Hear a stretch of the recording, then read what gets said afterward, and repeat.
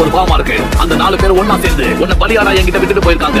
அந்த டீம்ல உன் மேல கொஞ்சம் கூட யாரும் பாக்கற கிடையாது. உன்னோட தேவை அவங்களுக்கு முடிஞ்சதும் உன்னை தூக்கி போட்டுட்டு போயிட்டாங்க.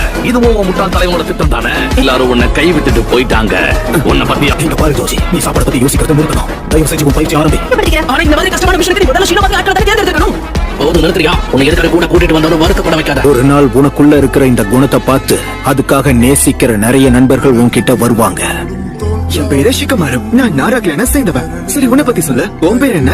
என் பேரு ஜோஜி. அப்புறம் நான் ஆகிமேச்சிக்ல சேர்ந்தவன். ஜோஜியா? எனக்கு என்னமோ நம்ம 2 பேரும் நல்ல ஃப்ரெண்ட்ஸா இருப்போம்னு தோணுது. எனக்கும் தான்.